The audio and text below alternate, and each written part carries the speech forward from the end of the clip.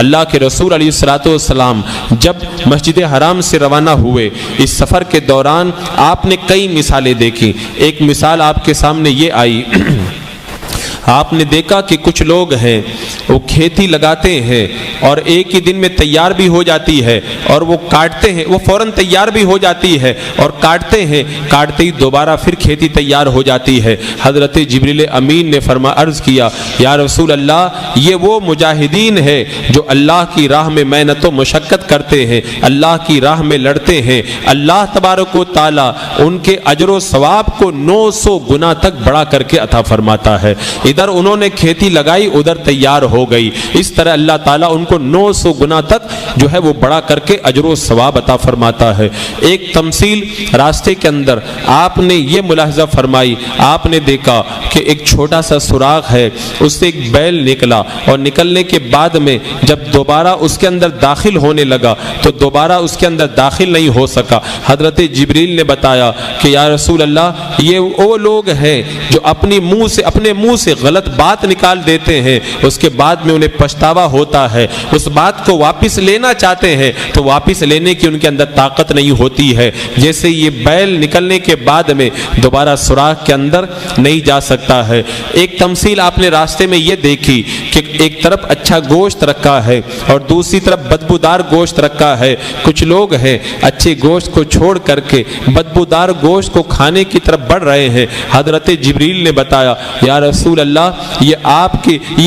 امت کے وہ لوگ ہیں جو اپنی پاکیزہ بیویوں کو چھوڑ کر کے حرام عورتوں کے پاس جایا کرتے تھے، اور آپ کی امت کی وہ عورتیں ہیں جو پاکیزہ مردوں کو، اپنے شوہروں کو چھوڑ کر کے حرام مردوں کے پاس جایا کرتی تھی۔ اس طرح اللہ کے رسول علیہ السلام نے راستے میں بہت ساری مثالیں دیکھی۔ آپ آگے بڑھے،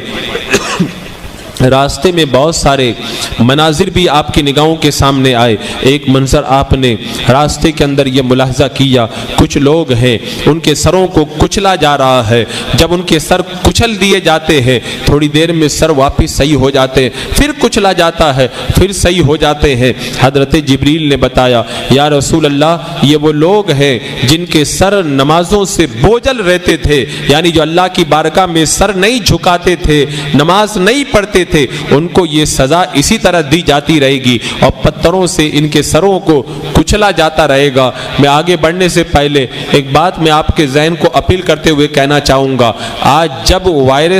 کرونا وائرس نامی بیماری پوری دنیا کے اندر پھیلی ہوئی ہے، اس حوالے سے لوگوں کو احتیاط کے لیے کہا جا رہا ہے، فلاں ڈاکٹر نے کہا، فلاں سائنسداں نے کہا، فلاں نے کہا، یہ کرو یہ مت کرو، ایسا کرو ایسا مت کرو، یہ کھاؤ یہ مت کھاؤ۔ لوگ ان ڈاکٹروں اور ان تمام جو سائنسسٹ ہیں ان تمام کی باتوں کو سن کر کے ان باتوں پہ عمل کر رہے ہیں۔ کیوں؟ انہوں نے تجربہ کیا، انہوں نے لیبارٹری کے اندر اس بات کو باقاعدہ آزما کر کے دیکھا، یہ کرنا چاہیے یہ نہیں کرنا چاہیے، یہ کھانا چاہیے یہ نہیں کھانا چاہیے۔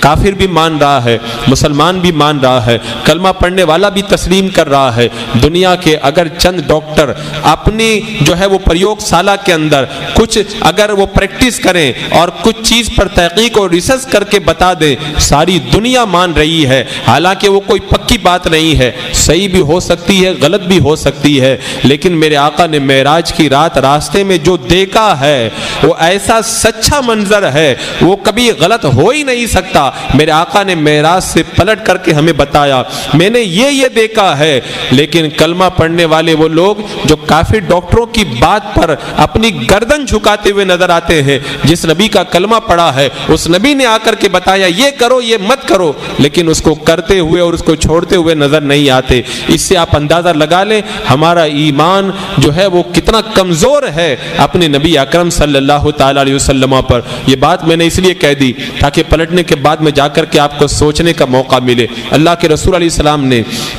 راستے میں ایک اور منظر دیکھا، کچھ لوگ ہیں بالکل ننگے ہیں، آگے اور پیچھے کے مقام پہ تھوڑا سا کپڑا رکھا ہوا ہے اور وہ اونٹ کی طرح بڑے جو ہے وہ کانٹے دار اور بہت ہی جو ہے وہ تکلیف دہ گھاس اور کانٹوں کو وہ چرنے کے اندر لگے ہوئے ہیں، انگاروں کو کھا رہے ہیں، گرم گرم پتھروں کو کھا رہے ہیں۔ حضرت جبریل امین نے بتایا یہ وہ لوگ ہیں جو اپنے مال کی زکوٰۃ نہیں ادا کیا کرتے تھے، ان کو یہ عذاب دیا جا رہا ہے۔ اللہ کے رسول علیہ السلام السلام نے راستے میں ایک منظر اور دیکھا، کچھ عورتیں ہیں جو اپنے پستانوں سے لٹکائی ہوئی ہیں اور کچھ اپنے قدموں سے پاؤں باندھ کے لٹکا دی گئی ہیں اور انہیں عذاب دیا جا رہا ہے۔ پوچھا گیا تو بتایا حضرت جبریل امین نے یہ وہ عورتیں ہیں جو دنیا کے اندر زنا کرتی تھی اور عورت بچوں کو قتل کروا دیا کرتی تھی۔ اللہ کے رسول علیہ السلام آگے بڑھے، آپ نے ایک اور منظر ملاحظہ کیا، کچھ لوگ ہیں جن کے پیٹ اتنے بڑے ہیں جتنا بڑا مکان ہوتا ہے